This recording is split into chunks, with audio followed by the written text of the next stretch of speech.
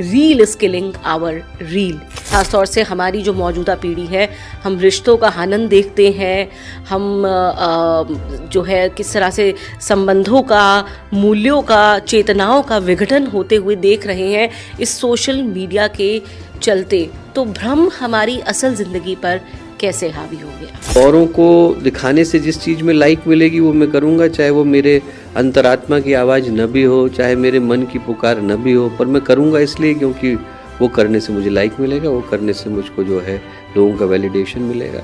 एक आभासी दुनिया जिस तरह से हम फिल्मों में देखते हैं, साई-फाई फिल्मों में, ऐसा यूथ क्रिएट कर रहा है सोशल मीडिया पर इस इनर कॉन्शियसनेस के ना होने के चलते। एक बड़ा कारण क्या लगता है आपको? Play based childhood phone based childhood में बदला। वैसे ही क्या हुआ है कि बच्चों के पास से हमने उन्हें उस एबिलिटी को छीन लिया। एक तरफ तो हम अपने निजी संबंधों के प्रति जो हमारी संवेदनशीलता है वो कम होती जा रही है, घरों में हम देख रहे हैं। एक तरफ वो इतनी अति संवेदनशील कैसे है कि वो अपने जीवन को समाप्त करने जैसे जो कदम है वो इस तरह से उठा रहे हैं। इतनी मेहनत हम लोग घुड़सवार को बनाने के लिए करने की आवश्यकता है, उतनी करते नहीं। उतनी मेहनत हम घोड़े को बनाने पे करते हैं। घोड़ा अच्छा बना रहे हैं, technology we are working very fast to make it best, but who is going to handle the technology? क्या ऐसा लगता है कि जो हमारा ज्ञान है उसे पुनः परिभाषित करने की या फिर किसी और तरीके से परिभाषित करने की ज़रूरत है ताकि युवाओं को हम उससे जोड़ सकें? युवा पीढ़ी जितना मैं देख सुन समझ पाया कि उनके अंदर निश्चित रूप से अभिलाषा तो गहन है। जो करने की आवश्यकता है कि एक तो अपनी तलाश खुद करने की आवश्यकता है, दूसरा प्रगतिशील व्याख्याओं को सुनने की, समझने की आवश्यकता है, और तीसरा उसको आत्मसात करने की आवश्यकता है। विश्व में जब आप इतना भ्रमण कर चुके हैं, आप इतने लोगों से आपका निरंतर मिलना रहता है, वहाँ जो युवा हैं पूरे विश्व में, उनकी सबसे बड़ी समस्याएं क्या है जिनसे वो जूझ रहे हैं? बाहर की दुनिया में क्या है कि जब किसी को कष्ट है तो पूछने वाला कोई नहीं, साझा करने वाला कोई नहीं, कर लिया तो उसको एक्सप्लॉइट करने वाले बहुत हैं, अपना कहने वाला कोई नहीं, अपना मानने वाला कोई नहीं। तो जो चुनौती है वो ये कि एक बहुत बड़ी भीड़ में व्यक्ति अपने को बिल्कुल अकेला पाता है। यहाँ पर मैंने देखा बच्चों को एक तरफ हम सांसारिक दृष्टि से उत्तम और श्रेष्ठ आधुनिक शिक्षा दे रहे हैं, लेकिन वहीं पर मैंने देखा कि किस तरह हम उनको अपनी सनातनी जड़ों के साथ बांध कर रख रहे हैं। वैदिक संस्कृति, सनातनी मूल्य, शिष्टाचार, जो एक सामाजिक समरस हमको चाहिए, वो वहाँ पर मैंने यहाँ एक एक छात्र में देखा है, यहाँ के एक एक सदस्य में देखा है। ये कैसे संभव हो पाता है आखिरकार? मुझे लगता है पूज्य गुरुदेव और वंदनीय माता जी के कारण आसान है। रीमा जी, आपका हृदय बोल रहा है, और जो आपका हृदय बोल रहा है वो वही शब्द बोल रहा है जो इस परिकर में व्यक्ति अनुभव करता है। नमस्कार। एक जीवन और कितने सवाल। एक जीवन से जुड़ी होती हैं कई तरह की स्थितियां और परिस्थितियां।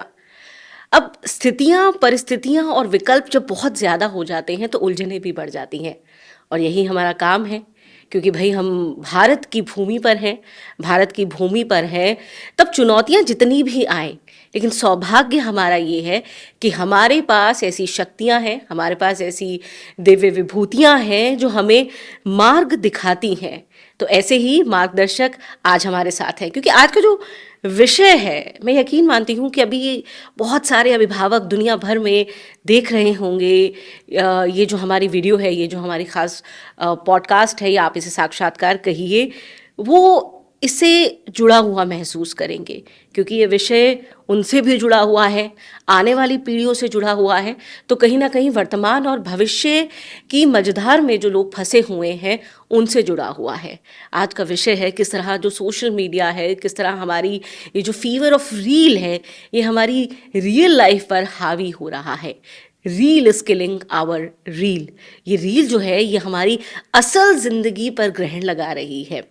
लेकिन क्या वाकई में ऐसा है, या फिर इसके पीछे कुछ ऐसा छिपा हुआ है जो सामने नहीं आ रहा है? ये सामने लेकर के आ रहे हैं और सही मार्ग दिखा रहे हैं हमारे साथ भारत के अग्रणी आध्यात्मिक चिंतक, गायत्री परिवार जैसी विश्व की ऐसी आध्यात्मिक संस्था जिसके साथ 15 करोड़ से ज़्यादा सदस्य जुड़े हुए हैं, और इस परिवार के मुखिया, और जिन्हें मैं मानती हूँ कि वो अपने आप में इतने सहज हैं, अपने आप में एक एनसाइक्लोपीडिया हैं, लेकिन फिर भी इतने वो सहज हैं कि जब आप किसी भी मसले पर उनकी बात सुनते हैं कि मैं निजी अनुभव से बता रही हूँ, तब आप मानते हैं कि अरे ये कितना आसान था। तो फिर जब ऐसे ही सवाल मेरे मन में आए तो मैंने कहा चलिए आपको लेकर के चलते हैं डॉक्टर चिन्मय पांड्या से मिलवाने के लिए। नमस्कार, प्रणाम। प्रणाम रीमा जी। कैसे हैं आप? मैं बहुत अच्छा हूँ, आपका स्वागत है हरिद्वार की पुण्य भूमि पर। बहुत बहुत धन्यवाद। और मुझे लगता है ये सौभाग्य है हमारा कि हम ऐसे मुद्दे लेकर के आए हैं आपके पास। और आज जो है दुविधा है क्योंकि वो मार्ग जो कभी लगा था कि सहूलियत के लिए आया है सोशल मीडिया का, और आसान होगा, संवाद आसान होगा, संप्रेषण आसान होगा, लेकिन हम फंसा हुआ पाते हैं। ख़ासतौर से हमारी जो मौजूदा पीढ़ी है, हम रिश्तों का हनन देखते हैं, हम जो है किस तरह से संबंधों का, मूल्यों का, चेतनाओं का विघटन होते हुए देख रहे हैं इस सोशल मीडिया के चलते। तो भ्रम हमारी असल ज़िंदगी पर कैसे हावी हो गया? धीरे धीरे हुआ रीमा जी, पर मुझे लगता है कि इसके पीछे का कारण जो है वो जानना बड़ा ज़रूरी है। यदि आप सोच करके देखें तो कोई सी भी चोरी होती है तो व्यक्ति चिंतित होता है, उसका 1 रुपया भी जाए तो उसको चिंता होती है। और मैं इस बात को हमेशा कहता हूँ कि एक और चोरी हो रही है और बड़ी गंभीरता के साथ हो रही है, पर उसके लिए कोई बोल नहीं रहा, उसके लिए कोई चिंता नहीं कर रहा। और वो चोरी हमारे बच्चों के बचपन की हो रही है। हमारी आंखों के सामने उसको चुरा लिया गया। इंस्टाग्राम, फेसबुक, टिकटॉक चुरा करके ले गए। मैं कहीं पर उदाहरण दे रहा था इस बात का कि आप जरा सोच करके देखें तो जिसको हम लोग जेन ज़ी कह करके पुकारते हैं, 1995 के बाद जो लोग पैदा हुए, वो दुनिया की ऐसी पहली जनरेशन थी जिनका टीनेज ईयर में प्रवेश हुआ और स्मार्टफोन्स का आगमन हुआ।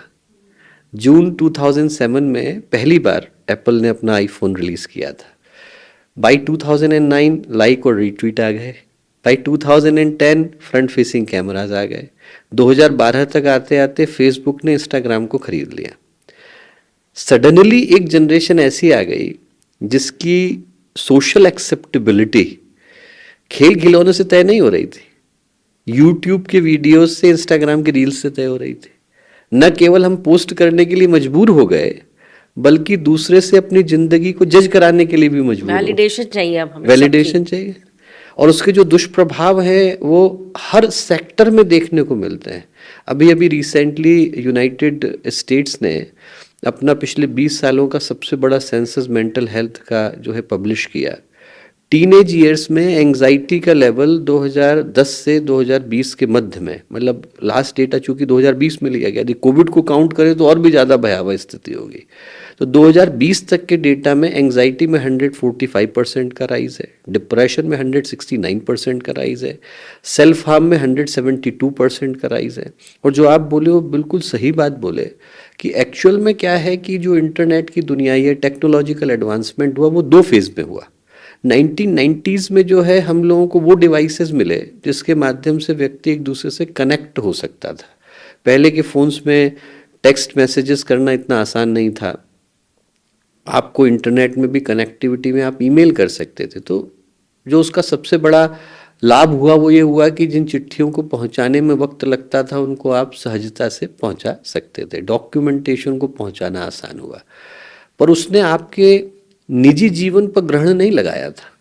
अभी जो डेटा है वो ये बताता है कि हर हफ्ते एक एवरेज जो टीनेजर है वो अमेरिका में हो सकता है कि, और उन्होंने पूरे एंग्लोस्फीयर को काउंट किया है। एंग्लोस्फीयर का मतलब है कि यूएस से लेकर यूके, ऑस्ट्रेलिया, न्यूजीलैंड, कनाडा, जहाँ जहाँ पर भी प्राइमरली इंग्लिश स्पीकिंग नेशंस हैं, और मैं समझता हूँ कि यदि भारत में भी डेटा देखा जाए तो उसके करीब ही पहुँचेगा। उसमें जो टीनेज ईयर के बच्चे हैं वो लोग को पर वीक में लगभग 24 आवर्स वो सोशल मीडिया पे गुजार रहे हैं। पार्ट टाइम जॉब से ज़्यादा आवर्स हैं। तो आप जरा सोच करके देखिए कि यदि एक व्यक्ति को 24 आवर वीक में सिर्फ सोशल मीडिया पे गुजारने हो तो वो बाकी के कामों के लिए समय कैसे निकालेगा। जिसको हम पार्ट टाइम जॉब कहते हैं वो 20 आवर से वीक है। यदि 24 आवर सोशल मीडिया पे जा रहे हैं तो हमारी जिंदगी की हर चीज किसी की नजरों के सामने गुजर रही है। तो we are constantly somewhere else. Somewhere else and we are constantly under pressure. Pressure पे है कि कोई हमें देखे, कोई हमें सराहे, हम किसी के लिए कुछ ऐसा करके दिखाएं जो वाकई में लोगों को लगे कि लीक से हट कर है या ये ट्रेंड सेटर है। अपनी जिंदगी में अपने लिए तो जी नहीं पा रहा हूँ, किसी और के लिए जी रहा हूँ। तो औरों को दिखाने से जिस चीज़ में लाइक मिलेगी वो मैं करूँगा, चाहे वो मेरे अंतरात्मा की आवाज़ न भी हो, चाहे मेरे मन की पुकार न भी हो, पर मैं करूँगा इसलिए क्योंकि वो करने से मुझे लाइक मिलेगा, वो करने से मुझको जो है लोगों का वैलिडेशन मिलेगा। और जो सबसे बड़ी समस्या है वो ये कि आदमी फिर, अभी आपने जो एक बात बोली बहुत अच्छी कि रील वर्सेस रियल की, कि व्यक्ति फिर आभासी दुनिया में ही अपनी जिंदगी को जी रहा है। बिल्कुल। असली जिंदगी से तो दूर चला गया ना वो। उसका क्या है कि रियल जिंदगी से कोई ताल्लुक ही नहीं है। यदि आप ही सोच के देखें कि जिसको रियल बोलते हैं और जिसको हम फेक बोलते हैं, अंतर क्या है। रियल जिंदगी में मुझको क्या है कि अपने एक्सपीरियंसेस को बनाने के लिए उनसे गुजरना पड़ता है। मैं यदि सपोज करें कि मैं किसी व्यक्ति के बारे में मान्यता बनाता हूँ तो मुझे उससे बात करनी पड़ेगी, उसके साथ ज़िंदगी गुजारनी पड़ेगी, उसकी बातों को सुनना पड़ेगा, समझना पड़ेगा, तब मेरा उसके प्रति जो बिलीफ बनेगा वो सत्य होगा। अभी मैं किसी और के लाइक्स और कमेंट्स को देख के बना रहा हूँ, तो मेरा एक्चुअल में उस व्यक्ति के विषय में जो मंतव्य है वो मेरा अपना तो है ही नहीं, वो किसी और का दिया हुआ है। और मुझे उसकी निजी ज़िंदगी के विषय में नहीं पता, मुझे उसकी ज़िंदगी के थपेड़ों के विषय में नहीं पता, उसकी ज़िंदगी के संकटों के विषय में नहीं पता, मुझे उसकी ज़िंदगी की चुनौतियों के विषय में नहीं पता, पर दूर से बैठ करके मैं किसी के विषय में मान्यता बनाने के लिए स्वतंत्र हो गया। बिल्कुल। और असली ज़िंदगी में मैं अपने कर्म के कंसिक्वेंसेस को लेने के लिए मजबूर हूँ। मैं किसी व्यक्ति को यदि बुरा बोलूँगा तो मुझे बुरा बोलने के लिए वहीं पर जो है पूरी तरह से सक्षम भी है और उसको ये स्वतंत्रता भी है। आभासी ज़िंदगी में है ही नहीं। तो व्यक्ति चूंकि अपने कंसिक्वेंसेस को नहीं लेता या उसको वो ले पाने की क्षमता उसमें से हटा दी गई है, तो कोई भी व्यक्ति किसी की भी जिंदगी पर कभी भी कमेंट करने के लिए स्वतंत्र है and at the same time comment लेने के लिए स्वतंत्र है। क्योंकि जब आप किसी को कुछ कहते हैं तो उतने ही समय में कोई और भी आपके लिए कहने के लिए स्वतंत्र हो जाता है। तो ऐसी स्थिति में हमारी जिंदगी वो जिंदगी हो जाती है जो हम कभी चाहते नहीं थे। सोशल मीडिया के फायदे भी हैं और नुकसान भी है।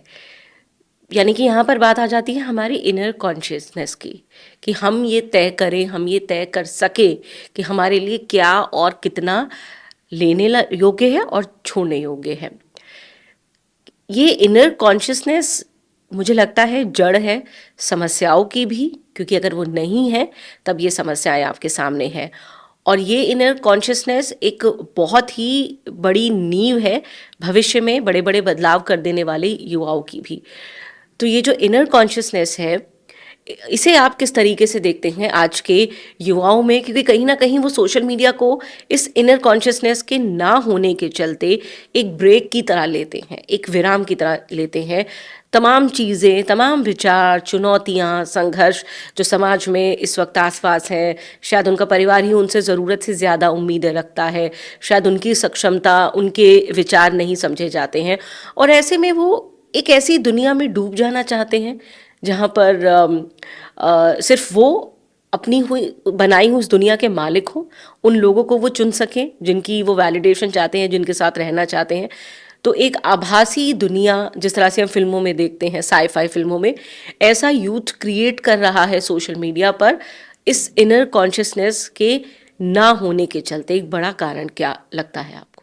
3 बातें हैं मुख्य रूपेण।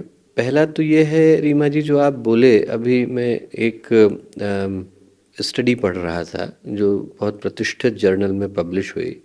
उसमें यूएस के ऐसे बच्चों को उन लोगों ने लिया, यूके और कनाडा के विद्यार्थी भी हैं, जो न चाहते हुए सोशल मीडिया एडिक्शन का शिकार हुए। तो उनकी पूरी हिस्ट्री को उनने लिया है और सामान्य से थोड़ा हट करके कहानियाँ हैं।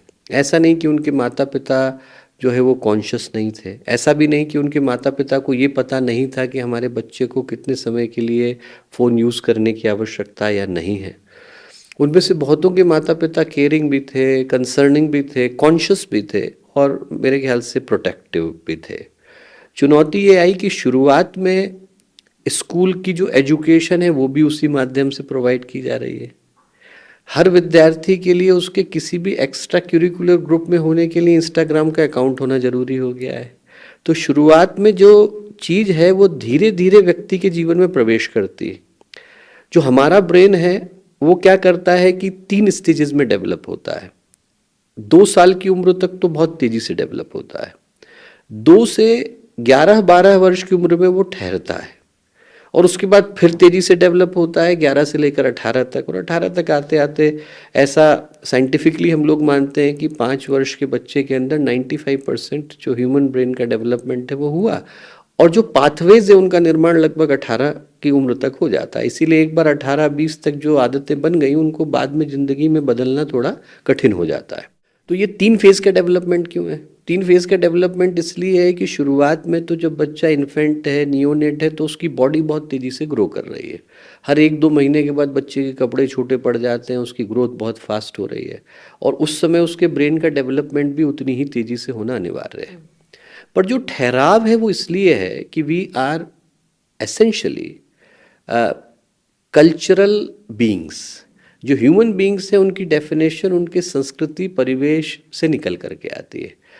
हम लोग जो है अपनी पहचान बनाते हैं औरों के साथ इंटरेक्शन करने के आधार पर। तो यदि मेरी सोशल आइडेंटिटी नहीं है तो मैं अपनी आइडेंटिटी को सही अर्थों में महसूस नहीं कर पाता हूँ। जब होमो सेपियंस आए तो होमो सेपियंस एंथ्रोपोलॉजिकली जिस समय में आए उस समय में हमारे अलावा 4 स्पीसीज और थी जिनको ह्यूमनॉइड स्पीसीज कहते हैं। क्रोमैग्नन थे, निएंडरथल थे, डेविडसोनियन मेंस थे, होमो सेपियंस और rather erectus at that time. तो ये जो 4 स्पीसीज थी, इन 4 स्पीसीज में अनलाइक पॉपुलर बिलीफ जो निएंडरथल मैन थे दे वर फिजिकली फार स्ट्रॉन्गर, उनकी क्रेनियल कैपेसिटी भी हमसे बड़ी थी, means that they had a better processing of the mental thoughts and everything. Cognition was far better as compared to us. तो उनकी cortical thinking जो हम कहते हैं, lateral thinking है, executive judgment है, the higher cortical functions were far superior compared to the men of that time. They died but we survived because we had something special in us which was friendliness. जैसे ही 2 human beings एक दूसरे को देखते हैं तो उनके background अलग हो सकते हैं, वो एक भाषा नहीं भी बोलेंगे, उनका कल्चरल बैकग्राउंड, उनकी रेस, सब कुछ अलग हो सकती है, but they can ignite something in each other which leads to a connection.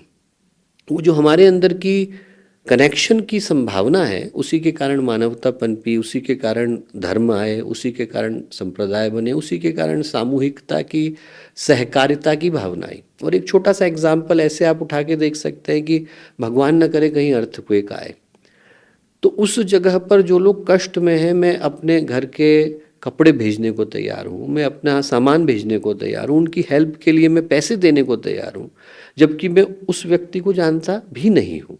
और यदि कल को मैं हो सकता है कि उस जगह पर गया, जापान में आया तो भारत से लोगों ने 100 मिलियन तक की हेल्प भेजी, हो सकता है कि वो कभी गए तो वो उस व्यक्ति को जान भी ना पाए जिनके लिए उनने हेल्प करी हो। But this is a beauty in us where we can help somebody who is sitting far from us, क्योंकि हमारे अंदर ये मानवता की संभावना है। अब जो चुनौती है वो ये है कि ये जो मानवता की संभावना विकसित होती है वो इसी समय में विकसित होती है। मैं कब इंडियन बना, मेरे अंदर ये भावना कब आनी शुरू हुई कि मैं भारतीय हूँ, भारतीय में मैं यहाँ का हूँ और मेरी अपनी ये पहचान है, मेरे अपने बिलीफ सिस्टम है, मेरी अपनी मान्यताएं। इंसान तो मैं बना, इतनी समझ तो मेरे अंदर आई, पर वो जो मेरी अपनी अपने विषय में मान्यता है वो एक्चुअल में 5 साल से लेकर के टीनेज ईयर्स तक विकसित होती है। Now that is essentially developed because of my interaction with others.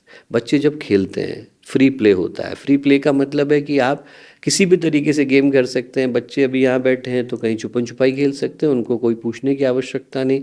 वो कहीं भी अंधेरा देखेंगे तो अपना गेम शुरू कर देंगे और अपने गेम के रूल भी खुद ही बना लेंगे। अब जैसे ही वो play based childhood phone based childhood में बदला, वैसे ही क्या हुआ है कि बच्चों के पास से हमने उस एबिलिटी को छीन लिया। एग्जैक्टली। वो जैसे ही छीनना शुरू हुआ है तो क्या है, फ्री प्ले चला गया।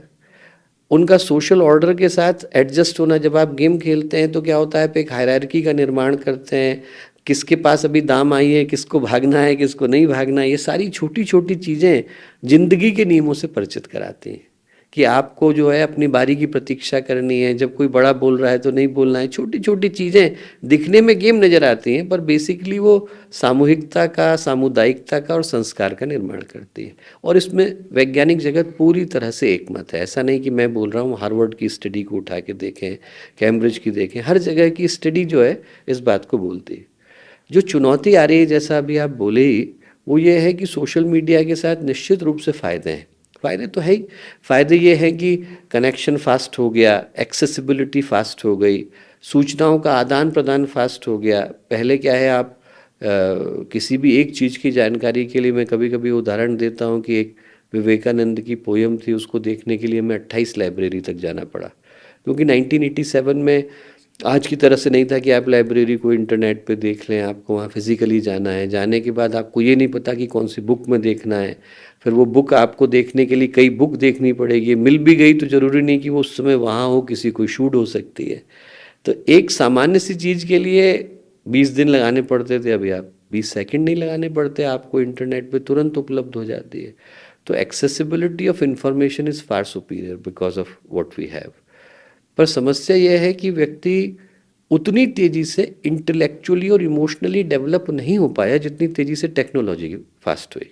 पिछले 30 सालों में ही आप देखें तो हम लोगों की आंखों के सामने वो इंटरनेट से बढ़ते बढ़ते फेसबुक आया, फेसबुक से बढ़ते बढ़ते इंस्टाग्राम आया, और पिछले 8 साल के अंदर तो आर्टिफिशियल इंटेलिजेंस से लेकर के कितने सारे डेवलपमेंट हो गए। तो आज से 30 साल पहले का इंसान ही अपने को मिसफिट पाता है। 2008 से 2015 तक का तो समय ऐसा था जहाँ पर फेसबुक की जनरेशन जो थी वो स्नैपचैट तक बदल गई थी, स्नैपचैट की जनरेशन ट्विटर तक बदल गई थी, ट्विटर की जनरेशन जो है वो टिकटॉक तक बदल गई थी। तो वो जो फास्ट सोशल मीडिया का डेवलपमेंट है, उतनी तेज़ी से हमारा इमोटिव डेवलपमेंट नहीं हो रहा है। तो हम लोग इमोशनली मैच्योर नहीं हैं उस इन्फॉर्मेशन को हैंडल करने के लिए, और उससे पहले वो इन्फॉर्मेशन मेरे पास आ जाती है। Exactly, very right. एक बात मुझे जो चिंतित कर रही है, ये आपने बड़ी अच्छी कही कि we are getting less emotive, और हम लोग मैकेनिकल ज़्यादा हो रहे हैं, हम लोग मशीन बेस्ड थिंकिंग हमारी ज़्यादा हो रही है। लेकिन दूसरी बात ये है कि कहीं कहीं हमारे इमोशंस हम पर इस कदर हावी हो रहे हैं, क्योंकि अभी बीते कुछ ही महीनों में कुछ घटनाएं हुई हैं जो आप तक भी पहुंची होंगी।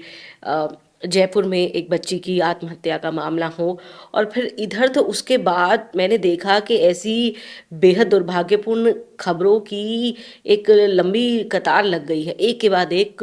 कुल मिला के मुझे लगता है पिछले कुछ ही महीनों में 7 या 8 ऐसी खबरें आई हैं जहां स्कूल के बच्चे, और स्कूल के बच्चे भी 10-11 वर्ष ऑनवर्ड्स अगर हम बात करें आयु से शुरू होकर के, जहां हम पहले देखते थे बच्चे बड़े मासूम हैं, उन्हें पता ही नहीं होता था कि इतना स्ट्रेस भी हो सकता है कि मैं जाकर के ये कदम उठा लूंगा अपने जीवन को समाप्त करने जैसा।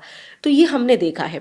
तो ये जो कंट्रास्ट है, ये मुझे परेशान करता है कि एक तरफ तो हम अपने निजी संबंधों के प्रति जो हमारी संवेदनशीलता है वो कम होती जा रही है। घरों में हम देख रहे हैं बच्चों का माता पिता से संवाद हो, भाई बहनों से संवाद हो, आपसी रिश्तेदारों से, तो वहाँ आपकी संवेदनशीलता कम है। कहीं कहीं आप इतने संवेदनशील हैं कि आपको किसी की कहीं कौन सी बात बुरी लग गई, और 10, 11, 12, 13 साल के बच्चे इस तरह के एक्सट्रीम स्टेप्स उठा रहे हैं जिसकी कल्पना नहीं की जा सकती है। विदेशों की, क्योंकि आपने शुरू में ही आंकड़े बताए थे, मेंटल स्ट्रेस, एंजाइटी के मामले हमेशा वहाँ लंबा इतिहास रहा है, बहुत सारी वजह रही है। कहीं हम देख रहे हैं कि सर्द देशों में मौसम लगातार ऐसा रहा जो एक बड़ी वजह बनी है वहाँ पर लगातार डिप्रेशन की, या फिर वहाँ हमने पारिवारिक टूटन देखा जो बहुत आम रहा है। फैमिली सिस्टम, वैल्यू सिस्टम जो है वो उतना स्ट्रॉन्ग नहीं रहा है, इवॉल्व मैं नहीं कहूँगी, लेकिन शायद उतना मजबूत नहीं रहा जितना भारत में रही है परिवार आधारित व्यवस्थाएं। उन तमाम चीज़ों के बावजूद आज हमारी वही जनरेशन जो एक तरफ तो हम नहीं संवेदनाएं उनमें देख रहे हैं रिश्तों के प्रति, एक तरफ वो इतनी अति संवेदनशील कैसे हैं कि वो अपने जीवन को समाप्त करने जैसे जो कदम है वो इस तरह से उठा रहे हैं। जॉनथन स्टेट ने एक प्यारी रिसर्च करी है वो है great rewiring of the brain. उनका ये कहना है कि we are living in a world where we are over protecting our children in real life and under protecting them in the virtual life. मतलब बाहर की ज़िंदगी में तो जैसा आपने बोला हम इतने संवेदनशील हो गए हैं कि छोटी छोटी चीज़ के लिए एक्स्ट्रा कंसर्न है। पहले माता पिता बच्चों को छोड़ते थे और वो शाम को बस इतना ही कह कर के भेजते थे कि शाम को रात ढलने से पहले आ जाना। ना किसी के पास फ़ोन होता था, ना इन्फॉर्मेशन का तरीका होता था, और सब लोग अपनी ज़िंदगी में बढ़ते थे, आगे की तरफ ग्रो भी करते थे और पूरे कॉन्फिडेंस के साथ आते थे। अब उस जगह पर हम लोग एक्स्ट्रा सेंसिटिव हैं और इस जगह पर लीस्ट कंसर्न है कि वो वर्चुअल वर्ल्ड में क्या देख रहा है। कई जगहों पर तो उसको अपनी एज का कोई भी क्राइटेरिया देने की आवश्यकता नहीं और वो कुछ भी देखने के लिए स्वतंत्र है। उसके जो प्रभाव पड़ रहे हैं वो हम लोगों के सामने पड़ रहे हैं। गुरुदेव ने एक चिंतन दिया वैज्ञानिक अध्यात्मवाद का, और वो जो चिंतन है उसको देने के पीछे का कारण यही था। गुरुदेव ने कहा कि जितनी मेहनत हम लोग घुड़सवार को बनाने के लिए करने की आवश्यकता है उतनी करते नहीं, उतनी मेहनत हम घोड़े को बनाने पे करते हैं। घोड़ा अच्छा बना रहे हैं, technology we are working very fast to make it best, but who is going to handle the technology? जो उसको हैंडल करेगा उसके ऊपर व्यक्ति बिल्कुल मेहनत नहीं कर रहा। घोड़ा अच्छा है पर घुड़सवार पे कोई मेहनत नहीं टू करेगी। Handle also we are creating further technology like AI, जी। कि हम ह्यूमंस को रिप्लेस कर देंगे और एआई ही हमारी बनाई टेक्नोलॉजी को भी लीड करेगी। मतलब कुछ इम्पॉसिबल ही हो रहा है। और मुझे लगता है कि जो आप बोल रहे हो, आपने अभी थोड़ी देर पहले एक चीज बोली थी बिल्कुल सही, इनर कॉन्शियसनेस, कि उसी तरफ समाधान के लिए जाने की आवश्यकता है। और भारत में सिस्टम पहले से था जिसको देख करके अब बाकी लोग अपना रहे हैं। भारत में सिस्टम था कि छोटे से बच्चे को जब गुरुकुल भेजा तो भेजने के पीछे का कारण क्या था? भेजने के पीछे का कारण ये था कि आप राजा के सुपुत्र हो सकते हैं, महामंत्री के हो सकते हैं, सेनापति के हो सकते हैं, वरिष्ठ से वरिष्ठ के हो सकते हैं, कनिष्ठ से कनिष्ठ के हो सकते हैं, पर आप वहाँ जाते हैं बाकी की सारी जिम्मेवारियों को छोड़कर आपको आपके व्यक्तित्व का निर्माण करना है। और जब आचार्य को ये लगा कि इसका व्यक्तित्व तैयार हो गया है तभी वो उसको दोबारा समाज में भेजते थे। आज ऑस्ट्रेलिया ने इसी चीज़ को लिया। ऑस्ट्रेलिया में पहली बार रूल आया है कि उन्होंने 16 साल से नीचे के बच्चों के लिए सोशल मीडिया को बैन कर दिया है। तो लगभग वही चिंतन है कि 16 साल तक आप एक आरण्यक में रहते थे, गुरुकुल में रहते थे, अपने जीवन का विकास करते थे, और जब इस योग्य बने, मैच्योर बने, कॉन्फिडेंट बने कि मैं उस टेक्नोलॉजी का उपयोग कर सकता हूँ और सम्यक तरीके से कर सकता हूँ, तो मैं करने के लिए स्वतंत्र हूँ। दोष टेक्नोलॉजी में नहीं है, दोष इस चीज में है कि जब तक हम शरीर, मन, भावना, कॉग्निशन, इमोशन इस दृष्टि से तैयार हो, उससे पहले हमारे हाथ में वो टूल आ जाता है जो हमें दोनों तरफ ले जाने के लिए स्वतंत्र है। पर अभी मैं संभवतः इतना रेडी नहीं हूं कि मुझे पता चल सके कि मेरे कौन से कदम की क्या आउटकम निकल करके आएगा, उसका परिणाम क्या निकलेगा। अभी हम चाहे साइबर सेफ्टी की दृष्टि से कंसर्न देखें, चाहे ऐसी घटनाक्रम देखें जहां पर बच्चे एडिक्शंस का शिकार हैं, पर परिणाम क्या निकल रहा है? सोशल डेप्रिवेशन है, स्लीप डेप्रिवेशन है, अटेंशन डेप्रिवेशन है। इन तीनों ही दृष्टि से बच्चे जो है स्ट्रगल कर रहे हैं। और इमोशन की दृष्टि से तो मैंने पहले ही आंकड़े दिए कि सारे मेंटल हेल्थ के जितने भी पैरामीटर्स हो सकते हैं वो आज की तारीख में डिरेंज देखने को मिलते हैं। तो इससे पहले कि मेरे अंदर समझ विकसित हो कि मेरे इस कदम को उठाने का परिणाम क्या निकलेगा, मेरे हाथ में वो टूल आ जाता है।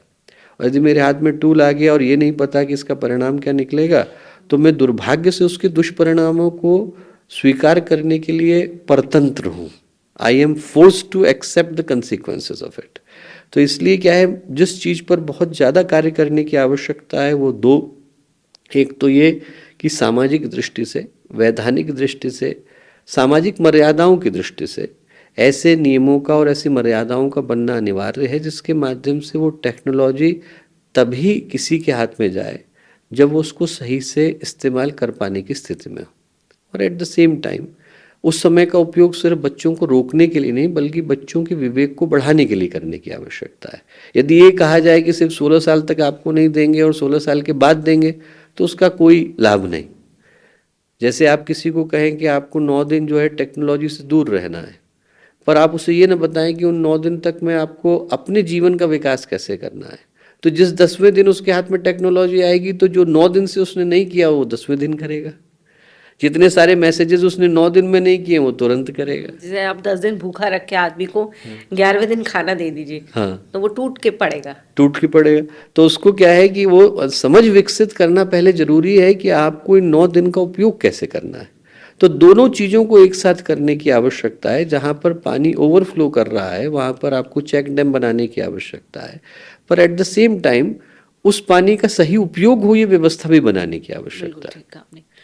डॉक्टर साहब, दुनिया हमेशा भारत को देखती रही है एक ज्ञान बिंदु, एक एक आशा की नज़रों से हमेशा। अभी हमने कोरोना में ही देखा कि ये बात होने लगी और उसके बाद लोग आध्यात्म और चिंतन की तरफ आने लगे कि अरे जीवन तो क्षणभंगुर है और आपको इस मार्ग पर चलना चाहिए। तो भारत की हमेशा वो स्थिति रही है, विश्व गुरु को लेकर के जो आशाएं होती हैं वो हम हमेशा उस स्थान पर रहे हैं। लेकिन हम अपने युवाओं में जो मानसिक भावनात्मक विस्फोट देख रहे हैं, क्या ऐसा लगता है कि जो हमारा ज्ञान है उसे पुनः परिभाषित करने की या फिर किसी और तरीके से परिभाषित करने की ज़रूरत है ताकि युवाओं को हम उससे जोड़ सकें? 4 समस्याएं मुझे नजर आती हैं इसमें रीमा जी। पहला तो मुझे लगता है कि युवा भारतीय संस्कृति से भाग नहीं रहे, सिर्फ वो न्यू वेज ऑफ कम्युनिकेशन को तलाश रहे हैं। वो क्या है, ऐसा नहीं है कि भारतीय संस्कृति से मुख मोड़ रहे हैं। पहले की तुलना में उन सारी चीज़ों के प्रति आकर्षण भी बढ़ा है, उन सारे मूल्यों के प्रति और ज़्यादा प्यास बढ़ी है।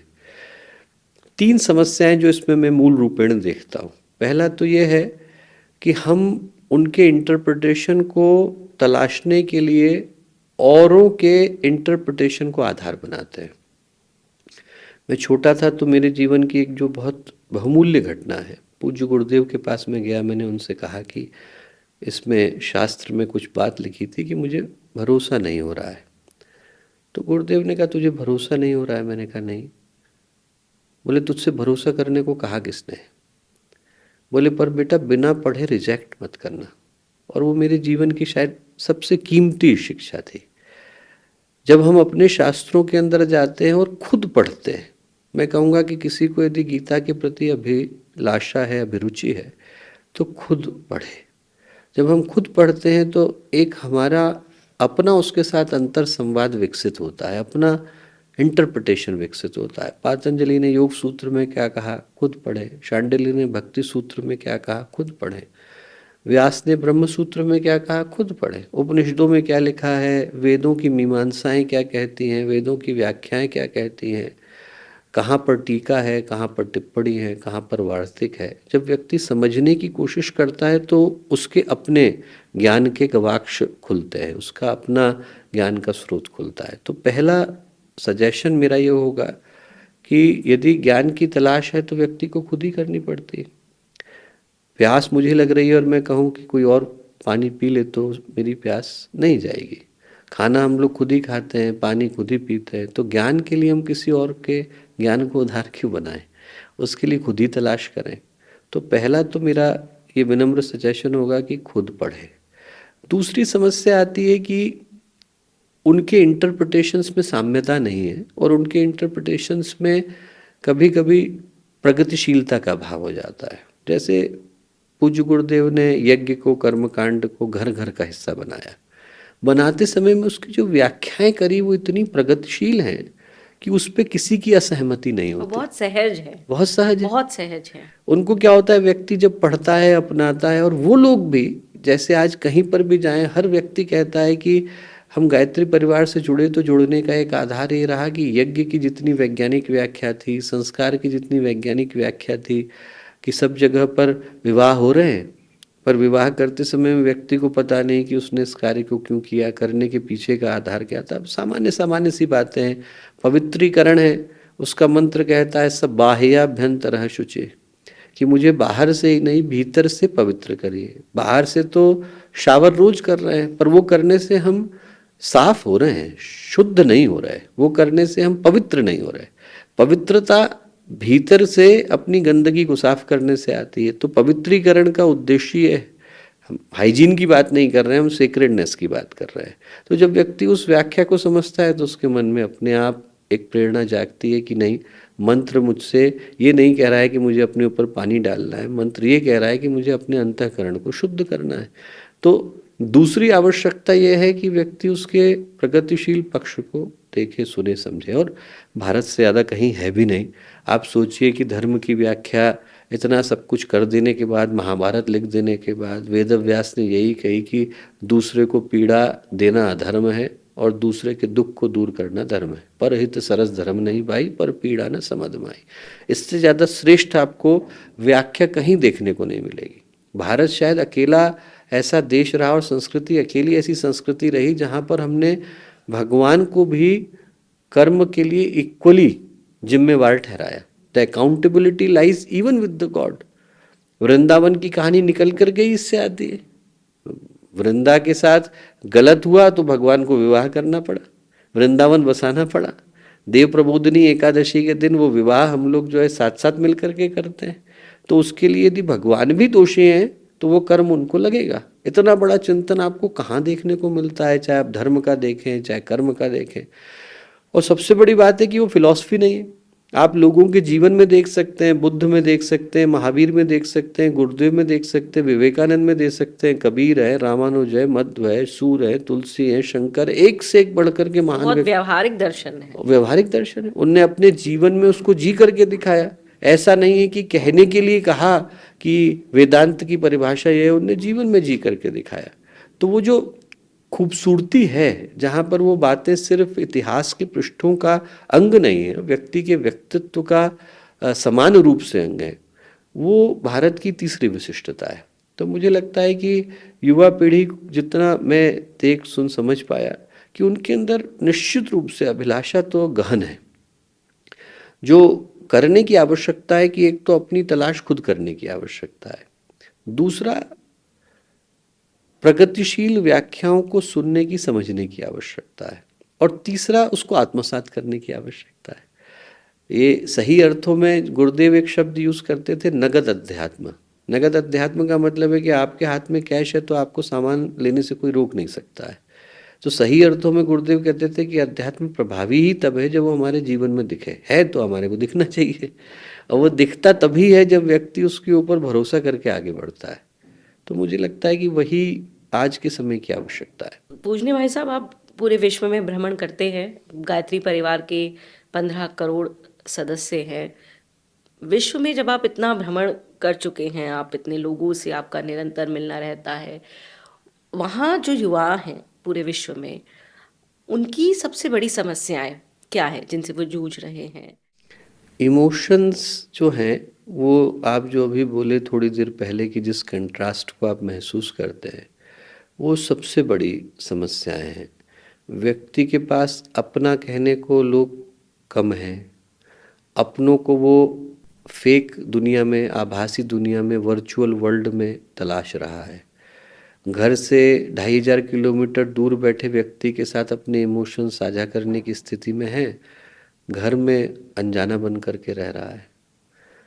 किसको क्या दुख है दूसरे को पता ही नहीं। सबसे बड़ी समस्या है कि इसका समाधान जो है हम लोग चीज़ों में तलाशते हैं। तो लोगों के पास पैसा है, नो डाउट, और पैसा व्यक्ति दे पाने की स्थिति में, नो डाउट, पर व्यक्ति के जीवन की खुशियाँ क्या है, इमोशंस के साझा होने पे निकल करके आती है।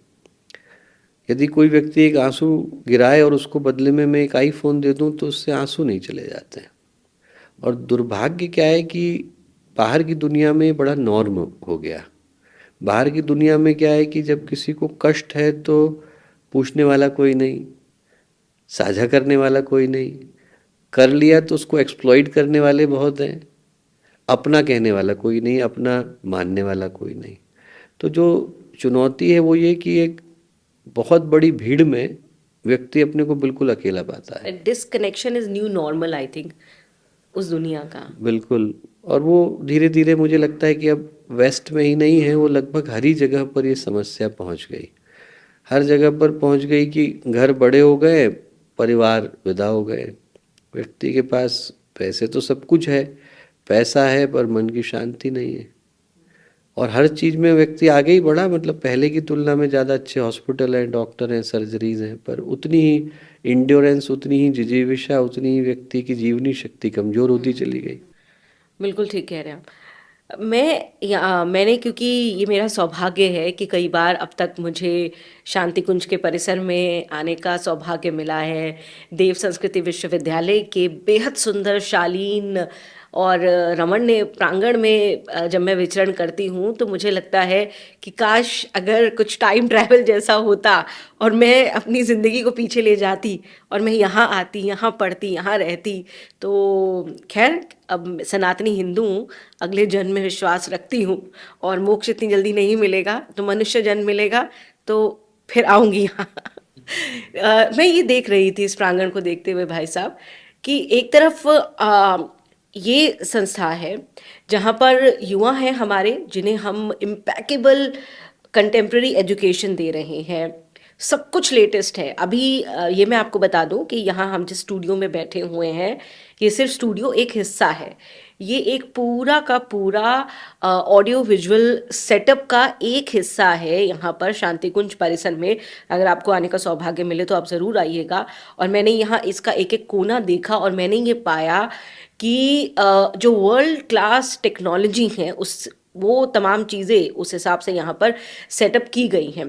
तो यहाँ पर मैंने देखा बच्चों को एक तरफ हम सांसारिक दृष्टि से उत्तम और श्रेष्ठ आधुनिक शिक्षा दे रहे हैं, लेकिन वहीं पर मैंने देखा कि किस तरह हम उनको अपनी सनातनी जड़ों के साथ बांध कर रख रहे हैं। वैदिक संस्कृति, सनातनी मूल्य, शिष्टाचार, जो एक सामाजिक समरस हमको चाहिए, वो वहाँ पर मैंने यहाँ एक एक छात्र में देखा है, यहाँ के एक एक सदस्य में देखा है। ये संतुलन बनाना ही तो आज की तारीख में सबसे बड़ी चुनौती है, जिस पर तमाम रिसर्च हो रही है, जिस पर तमाम बातें हो रही हैं, किताबें लिखी जा रही हैं। इसे मैं कहना चाहूँगी आपकी अनुमति से कि ये एक जीती जागती ह्यूमन लैब है उस लिहाज से। तो अगर आप ये जांचना चाहते हैं, समझना और पढ़ना चाहते हैं कि किस तरह से आप जीवन में इस संतुलन को लेकर के चल सकते हैं, जहाँ पर आप जिन सांसारिक बातों की बात करते हैं बड़ी बड़ी, आइए देखिए क्या होता है शिक्षा का आधुनिकीकरण। और एक तरफ आप देखिए कि किस तरह से पूरे बराबर उस संतुलन के साथ आप अपनी वैदिक संस्कृति, अपने धर्म, अपने मूल्य सबको साथ लेकर के चलते हैं। ये कैसे संभव हो पाता है आखिरकार?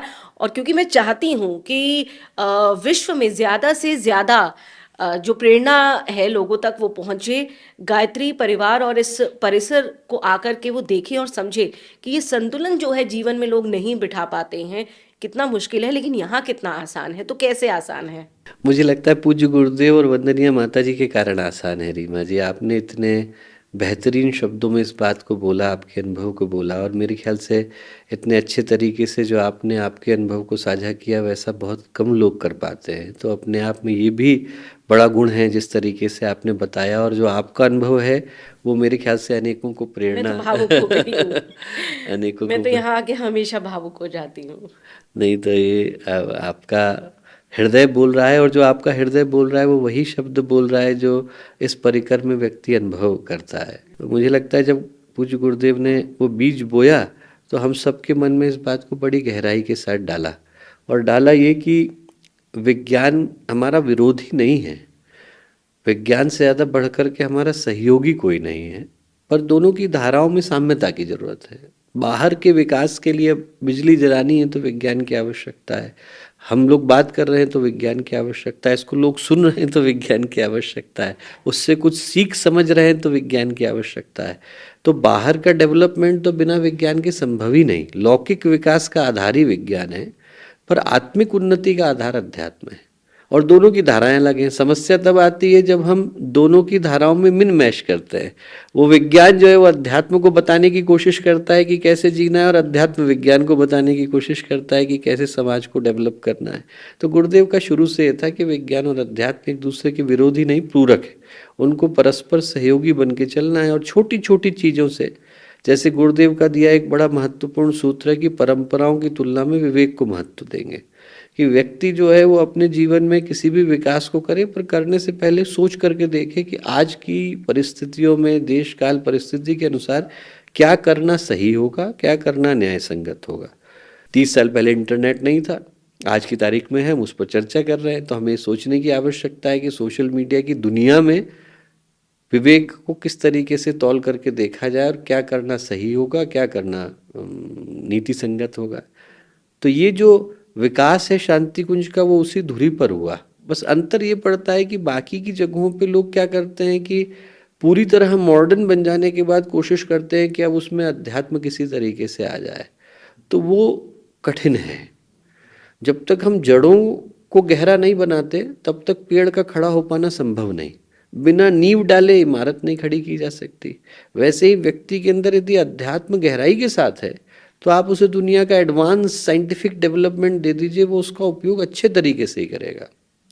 कलाम साहब में और ऋषि में क्या अंतर रह जाता है? आप देखें तो दोनों का व्यक्तित्व एक ही जैसा हो जाता है।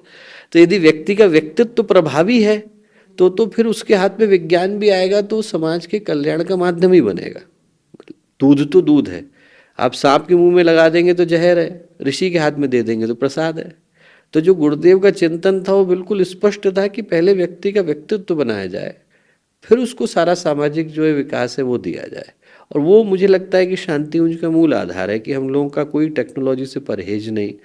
जो एडवांस टेक्नोलॉजी है उसको हम यहाँ लाने की, इम्प्लीमेंट करने की कोशिश करते हैं, पर बिना भारतीय संस्कृति की गरिमा को गंवाए करते हैं, बिना आध्यात्मिक मूल्यों को ताक पर रखे करते हैं, और कोशिश यही करते हैं कि वो जितना डेवलपमेंट है वो मानवता को खोए बगैर हो। बिल्कुल। और पूजनीय भाई साहब, इस प्रश्न और आपके फिर उत्तर की पृष्ठभूमि पर मेरा अगला सवाल टिका हुआ है। क्यों? क्योंकि मैं ये देखती हूँ, मैं दिल्ली में रहती हूँ, दिल्ली एनसीआर को जितना मैं जान करके ये बात देखती हूँ, और भी दूसरे तमाम कथित तौर पर मेट्रोपॉलिटन, या अब तो हर ही शहर मेट्रोपॉलिटन है क्योंकि अब सब कुछ है सब जगह पर।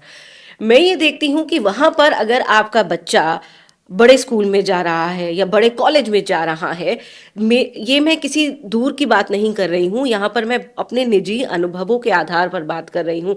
मेरे निजी मित्र या फिर रिश्तेदार, कई लोगों को मैं देखती हूँ, उन्हें अपने सनातनी होने पर या अपने बच्चे को उन सनातनी शिक्षाओं का सामाजिक रूप से प्रदर्शन करने या करवाने पर कहीं ना कहीं शर्म आती है। फिर चाहे हम अपनी वैल्यूज़ की बात कर लें, फिर हम अपने उन छोटे छोटे रोज़ के जीवन में आने वाली चीज़ों की बात करें, फिर चाहे वो तिलक लगाने की बात हो, फिर चाहे वो कुछ मंत्रोच्चारण बच्चे को सिखाने की बात हो, फिर चाहे वो रोज़ मंदिर जाने की बात हो, बहुत छोटी छोटी सी चीज़ें हैं जिन्हें मैं देखती हूँ, लेकिन मैं मेजरली डिस्कनेक्ट पाती हूँ लोगों को। ना तो अब बच्चा अपने खुद से तो नहीं सीखेगा छोटा, लेकिन मैं देखती हूँ कि परिवार की तरफ से भी कोई प्रयास नहीं है। अगर बच्चे को हम उस एक अनोनिमस भीड़ का हिस्सा बनाने के लिए छोड़ रहे हैं तो बच्चा तो बन ही जाएगा। फिर यह एक अलग बात है कि अब आज की तारीख में हम ये भी देखते हैं कि धर्मनिरपेक्षता के नाम पर या एक नए तरीके के लिबरल एनवायरनमेंट के नाम पर फिर बच्चे के दिमाग में क्या क्या भरा जाता है, किस तरह से फिर समाज उसको अपनी तरीके से शेप अप करने या फिर एक्सप्लॉइट करने की कोशिश करता है। लेकिन शुरुआत तो उसकी हमने घर में ही की है, और उसके परिणाम भी समाज भुगत ही रहा है। आप जरा कोई ये सोच करके देखिए कि यदि विद्यार्थी के अंदर, बच्चे के अंदर, और जो लोग अभी जीवन की बहुत कच्ची राहों से गुजर रहे हैं, उनके अंदर यदि शुरुआत में ग्रेटिट्यूड का भाव नहीं आया, अनुशासन का भाव नहीं आया, उनके अंदर शुरू में अपने माता पिता के प्रति सम्मान का भाव नहीं आया, तो वो बाद में भी वो दे पाने की स्थिति में नहीं होंगे। बिल्कुल। आज से 50 साल पहले, 70 साल पहले मेरा फील्ड डिमेंशिया का है। जब मैं लंदन में डिमेंशिया का कंसल्टेंट था, और बहुत पुरानी बात नहीं है, आज से 15-20 साल पहले, हम डिमेंशिया को कल्चर बाउंड सिंड्रोम कहते थे। कल्चर बाउंड सिंड्रोम का मतलब है कि भारतीय पॉपुलेशन में संभव नहीं है, ऐसा लोग मानते थे। और ऐसा मानने के पीछे का कारण क्या था? ऐसा इसलिए मानते थे क्योंकि डिमेंशिया बाय डेफिनेशन, उसमें एमनीजिया होता है, मेमोरी का लॉस होता है, वो तो ठीक है, but it is a social and occupational disorder.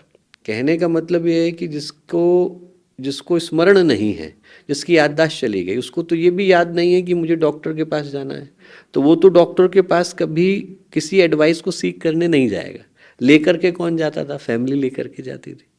अब जैसे जैसे क्या है कि उन चीज़ों में व्यक्ति स्ट्रगल करता था, जो व्यक्ति की एक्टिविटीज़ ऑफ डेली लिविंग है, कपड़े पहनने में तकलीफ़ है, गाड़ी चलाने में तकलीफ़ है, खाना खाने में तकलीफ़ है, तो ऐसी तकलीफ़ों के कारण लोग डॉक्टर के पास एडवाइस लेने जाते थे और तब पता चलता था कि डिमेंशिया है। बाहर के जगत में आज से 30 साल पहले, 35 साल पहले समस्या भयावह थी, क्योंकि हर माता पिता 50 साल के बाद, 60 साल के बाद ओल्ड एज होम का हिस्सा हो जाता था। तो ओल्ड एज होम के जितने स्टाफ लोग हैं वो सब के सब आकर के रिटायरमेंट होम वाले डॉक्टर्स को कंसल्ट करते थे, बच्चों को तो कोई चिंता ही नहीं। आज की तारीख में तब ये माना जाता था कि भारत में असंभव है, क्योंकि भारत में पारिवारिक जो बनावट थी वो इतनी स्ट्रांग थी कि यदि माता पिता को किसी कारण से कोई बात याद नहीं भी है तब भी पूरा परिवार उसको सपोर्ट करने के लिए होता था। ऐसा नहीं कि मेमोरी का लॉस तब नहीं होता था, मेमोरी का लॉस तब भी होता था, पर उनकी बाकी की ज़िंदगी पूरी तरह इंटैक्ट रहती थी। उनको पता है कि हमें अपने ग्रैंड चिल्ड्रन को कब स्कूल लेने जाना है, कब लेकर के आना है। उनको पता है कि घर के बाकी के सदस्यों के साथ कब बैठना है, कब खाना है, कब किसका जन्मदिन आ रहा है, कब किसका विवाह दिन आ रहा है। तो उनके अपने ब्रेन को स्टिमुलेट करने के लिए पर्याप्त कारण थे। जब से परिवारों का विघटन हम लोगों ने अपनी आंखों के सामने घटते हुए देखा, तब से इन समस्याओं को उभरते हुए देखा। तो आप जो बोले उसका परिणाम भी तो हम देख रहे हैं। उनका परिणाम डिसऑर्डर्स के रूप में देख रहे हैं, उनका परिणाम सामाजिक समस्याओं के रूप में देख रहे हैं, उनका परिणाम एक कच्ची उम्र में जो आप अभी बोले कि छोटी छोटी बातें व्यक्ति के हृदय में गहरी चुभ जाती है, वो खुद को मारने के लिए, दूसरे को मारने के लिए उतारू हो जाता है, तो किसका परिणाम? या ड्रग एडिक्शंस, या फिर एडिक्शंस की तरफ जा रहा है, या फिर वो सोशल डिस्ट्रेस का शिकार हो रहा है। तो वो किस कारण से? वो इसी कारण से तो है कि जिस उम्र में उनको संस्कार देने की आवश्यकता थी, वैल्यू आइडेंटिटी देने की आवश्यकता थी, उस उम्र में हमने देने से मना कर दिया। मैं स्लोवेनिया से गुजरता था, छोटा सा देश है वहाँ। उस समय में 2001 या 2 की बात है। उस समय में उनके यहाँ पे 2 ही विश्वविद्यालय थे, 2 या 3 विश्वविद्यालय थे, और जिनके यहाँ के सारे हायर एजुकेशन का कोलैबोरेशन कैम्ब्रिज और ऑक्सफोर्ड के साथ था। तो उनके स्टूडेंट जितने भी जाते थे वो बाय डिफ़ॉल्ट ग्रेजुएट वहाँ से होकर के निकलते थे। Every single student had impeccable English, कोई इंग्लिश में कोई डिफ़िकल्टी नहीं, प्रिस्टीन इंस्टीट्यूशन से पढ़ करके निकले हैं। पर जब हम वहाँ सड़क से गुजरे और एक जगह पर मैंने रास्ता पूछने के लिए बोला, 1 बार बोला, 2 बार, कोई उत्तर उन्होंने नहीं दिया।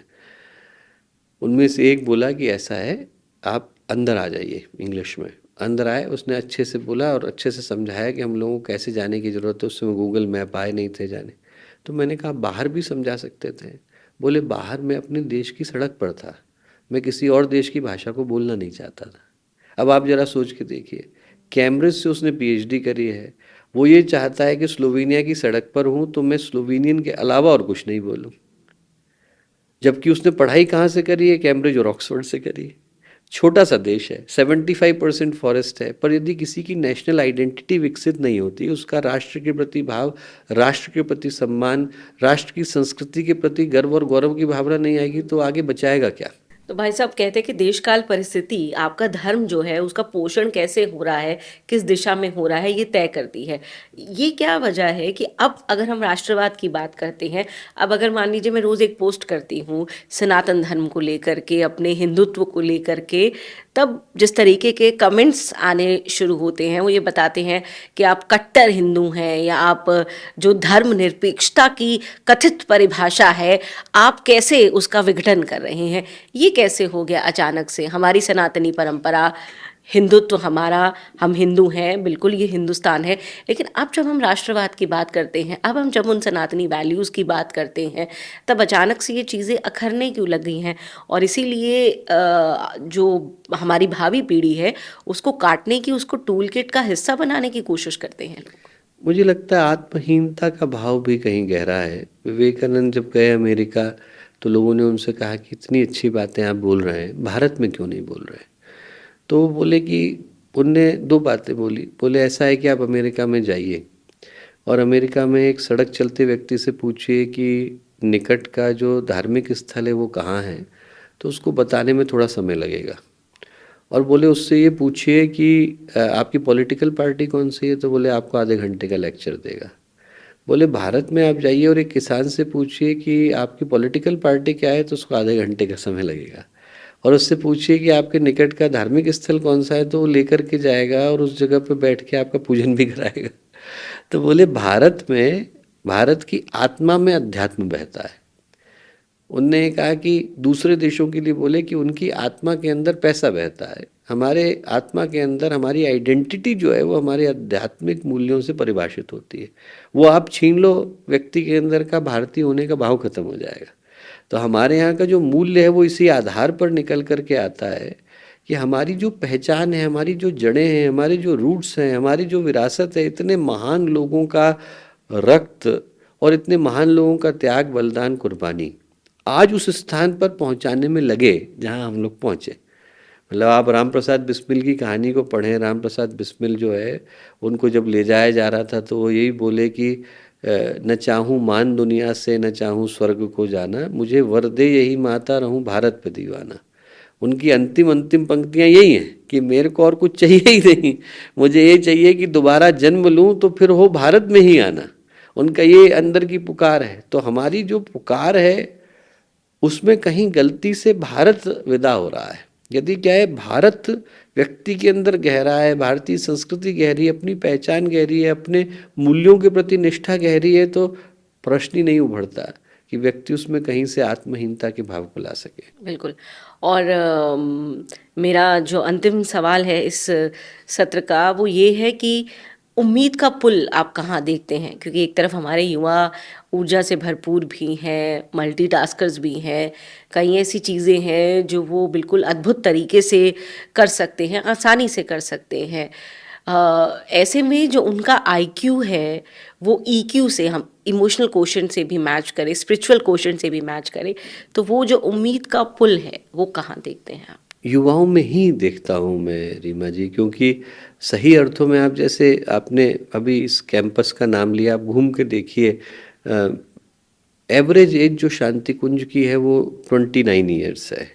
तो यहाँ वो लोग जिनने अपने जीवन को दिया, जो सब कुछ छोड़कर और समाज के निर्माण के भाव से आकर के लगे हैं और अच्छी जगहों से एजुकेटेड हैं, अच्छी जगहों से डिग्री को लेकर, अच्छी जगहों से सारे ज्ञान को प्राप्त करने के बाद उनके अंदर की कहीं ये गहरी भूख है और तृष्णा है कि मुझे अपने जीवन को एक अच्छे उद्देश्य के लिए लगाने की आवश्यकता है। तो ये भी उसी पॉपुलेशन का ही हिस्सा है जहाँ पर चुनौतियाँ हैं। पर समस्या ये होती है कि चुनौतियाँ, जैसे छोटा सा बादल है वो भगवान सूर्य के ऊपर आ जाए तो इतनी सी बदली भी भगवान सूर्य को ढक देती है। तो चूंकि क्या है कि चुनौतियों का अंधकार सघनता से नजर आता है, तो कभी कभी क्या है कि आशा का प्रकाश जो है वो उतनी गंभीरता के साथ दिख नहीं पाता। और मुझे लगता है इसी बदली के पीछे वो आशा का प्रकाश छिपा हुआ है। गुरुदेव जो है इस समय को संधि काल कहते थे कि इसमें अंधेरा जा रहा है और सवेरा आ रहा है। पर जो सुबह के समय में होता है कि थोड़ी लालिमा आ गई और अभी पक्षियों ने चहचहाना शुरू किया है, पर धीरे से उस प्रकाश को क्षितिज पर आने का समय बाकी है। लगभग वैसा ही हम वर्तमान समय को मानते हैं कि ठीक है कि अंधकार है, पर अंधकार अपनी उपस्थिति का जो आभास है वो बड़ी शिद्दत के साथ कराता है और प्रकाश धीरे धीरे फैलता है, बिना हल्ले के फैलता है। तो मुझे लग रहा है प्रकाश भी फैल रहा है और बिना किसी मुर्गे के बांग दिए फैल रहा है। बिल्कुल। और जब हमारे पास आध्यात्म के ऐसे दिव्य पुंज हैं तब हमें मार्गदर्शन ना मिले ऐसा हो नहीं सकता है। तो पूजनीय डॉक्टर साहब, बहुत बहुत धन्यवाद आपका इस पूरी चेतना को जगाने के लिए। और जब चिंतन होता है तभी हमें चेतना मिलती है, तो मुझे लगता है कि वो चेतना मिली होगी और युवाओं तक ये संदेश ज़रूर पहुंचेगा, पूरे समाज तक पहुंचेगा कि जब हम सनातनी हैं, हमारे पास सनातन की शक्ति है, तब इस पथ का उद्देश्य नहीं है शांत भवन में टिक कर रहना, बल्कि पहुंचना उस सीमा पर जिसके आगे रहा नहीं। तो बहुत बहुत धन्यवाद आपका। और कैसा लगा आपका ये वीडियो और कौन से ऐसे विषय हैं जिन पर आप बातचीत को सुनना चाहते हैं, ये भी हमें ज़रूर बताइए। प्रणाम। हमारे YouTube चैनल शांति कुंज वीडियो गायत्री परिवार को सब्सक्राइब करें एवं बेल आइकन जरूर दबाएं ताकि गायत्री परिवार की विभिन्न गतिविधियों की जानकारी आपको मिलती रहे।